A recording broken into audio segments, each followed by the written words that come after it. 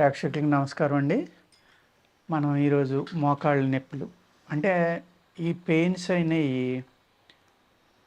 వాత వ్యాధులు అంటామండి మనం. ఇది ఎన్నోసార్లు మనం వీటి గురించి డిస్కస్ చేసాం.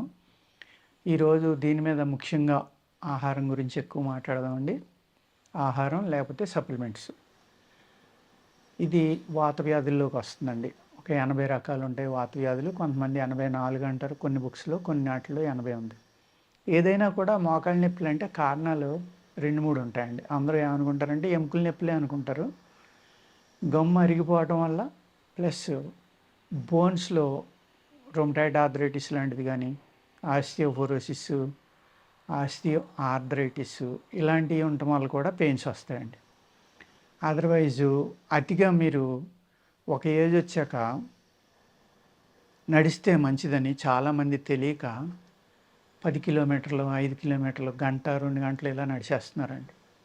దయచేసి అలా నడవద్దు. ఎస్పెషల్లీ లేడీస్, స్త్రీలకు ఏమవుతుందంటే వాళ్ళ ఇంట్లో నడిచేది చాలండి. ఇంట్లో పని మనుషులతో ఉన్నా కూడా వాళ్ళు ఈ గదిలోంచి ఆ గదిలో కానీ, కిచెన్లో కానీ, బయట కానీ, హాల్లో కానీ, ఇంట్లో వాళ్ళకి ఏమన్నా హెల్ప్ చేయడానికని తిరుగుతూనే ఉంటారు ఆల్మోస్ట్. మరి ఐడియల్గా ఉండి మీకు అన్నీ చేతికి అందించే వాళ్ళు ఉండి మీరు తిరగని పరిస్థితి ఉంటే మట్టుకి మీరు వాకింగ్ చేయండి అమ్మా. అదే వాకింగు పెయిన్స్ వచ్చాక ఎట్టి పరిస్థితిలో చేయొద్దు. నొప్పులు ఉండగా మీరు లైట్ ఎక్సర్సైజు, యోగా లాంటివి చేసుకోవాలి తప్ప నొప్పులున్నా కూడా అయ్యే తగ్గిపోతాయని నడిస్తే నొప్పులు తగ్గిపోతాయని మీరు నడిచారంటే కనుక చాలా ఇబ్బంది అవుతుందండి. ఎక్కువ అరిగిపోతాయి అప్పుడు.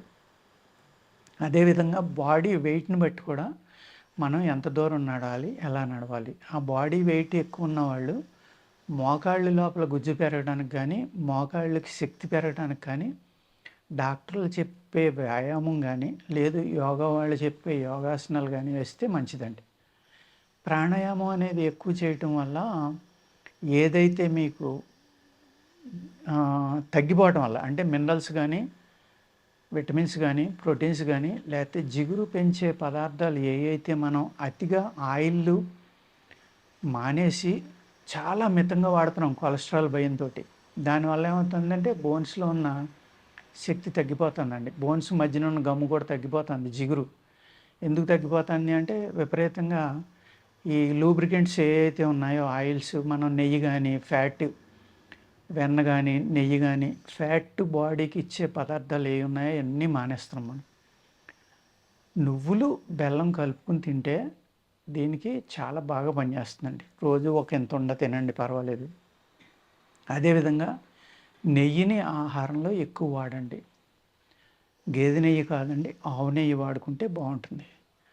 తర్వాత మీరు D3, B12 అనే టెస్ట్ మట్టుకి డెఫినెట్గా చేయించుకోండి. నేను నా దగ్గరికి వచ్చిన పేషెంట్లు ఎవరైతే ఉన్నారో అందులో మ్యాక్సిమం పీపుల్కి D3 లోపం ఉంటుందండి, B12 కానీ. దానివల్ల కూడా ఎముకల నొప్పులు వస్తాయి మీకు. మీరు ఏంటంటే ఈ టెస్టులు చేయించుకోకుండా పెయిన్ కిల్లర్స్ కానీ, లేకపోతే కాల్షియం కానీ అతిగా వాడొద్దు దయచేసి.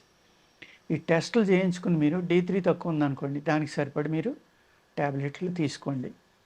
అలాగే B12 ఉందనుకోండి, దానికి సరిపడి తీసుకోండి. దానికి B12 ఇవాళ అందరూ కూడా గూగుల్లో చూస్తున్నారు, నెట్లో చూస్తున్నారు. వాటికి సప్లిమెంట్స్ ఏమున్నాయంటే బ్రహ్మాండమైన వాటిలో దొరుకుతాయి మీకు. అంటే బ్రౌన్ రైస్ అనేది B12 చాలా బాగుంటుందండి. పూర్వం తౌడు కూడా సున్నుండలాగా చేసుకుని తినేవారు. అదేవిధంగా దంపుడు బియ్యమే తినేవాళ్ళు వాళ్ళు. దానివల్ల ఏమయ్యేదంటే వాళ్ళకి B12 ఎప్పుడు డెఫిషియన్సీ వచ్చేది కాదండి. D3 అనేది తక్కువ ఉన్నప్పుడు ఏం చేస్తున్నారంటే ఎండలో ఉంటే వస్తుందని ఎండలోకి వెళ్తున్నారు. కానీ అది 6 నెలల నుంచి సంవత్సరం మీరు రెగ్యులర్గా నుంచుంటే తప్ప D3 అంత తొందరగా పెరగదండి. ఈ లోపల మీరు ఇబ్బంది పడతారు. మీ బాడీలో ఏమన్నా ఇన్ఫెక్షన్స్ ఇలాంటివి ఉన్నా కూడా, లేకపోతే మీకు వచ్చి ఇబ్బందుల వల్ల కూడా, శారీరకమైన ఇబ్బందుల వల్ల కూడా D3 తగ్గిపోవచ్చు. అందుకేంటంటే D3 అనేది వీక్లీ 1 ట్యాబ్లెట్ లాంటిది ఉంటుంది కాబట్టి అటువంటి మీరు చక్కగా వాడుకోండి. వాడుకుంటే ఒక 4 వారాల నుంచి 8 వారాలు మళ్ళీ టెస్ట్ చేయించుకుంటే D3 పెరిగిపోతుంది. అందుకేంటంటే D3 పెంచుకోవడానికి ట్రై చేయండి. ఆయుర్వేదంలో అద్భుతమైన మందులు ఉన్నాయి. 80 వాతాలని తగ్గించి ఉన్నాయి. కానీ అవి పనిచేయాలన్నా కూడా నేను చెప్పే ఈ ఆహారం అలవాట్లు మీరు అలవాటు చేసుకోవాలండి. ఏది బ్రౌన్ రైస్ తినడం ఒకటి, D3 ఉన్నాయి తినటం, B12 D3 కూడా కామన్గా చెప్తున్నాను. అదేవిధంగా నెయ్యి నూనె ఎక్కువగా వాడుకోవడం. నెయ్యి కూడా మీరు ఆవు నెయ్యి వాడుకుంటే మంచిదని చెప్పాను కదండి, ఆ విధంగా. లేకపోతే నాన్ వెజిటేరియన్ తినేవాళ్ళు అయితే ఈ బోన్ పాయ ఉంటుంది కదండి, అలాంటివి తీసుకోవటం. వెజిటేరియన్ తినేవాళ్ళు అయితే కొంచెం ఎక్కువగా పిండి మన విటమిన్స్ ప్రోటీన్స్ ఎక్కువ ఉన్నాయన్నమాట. అంటే బీన్స్ లాంటివి, బాదం పప్పు, పిస్తా, లేకపోతే ఆక్రోటు, ఇలాగ జీడిపప్పు ఇలాంటివి నేతిలో వేపించుకుని తింటే కనుక మీకు చక్కగా మీ గుజ్జు పెరుగుతుంది, బలం వస్తుంది. ఏజ్ ఫ్యాక్టర్ వల్ల వచ్చే నొప్పులు డిఫరెంట్గా ఉంటాయండి. యంగ్ ఏజ్, మిడిల్ ఏజ్లో వచ్చే నొప్పులు డిఫరెంట్గా ఉంటాయి.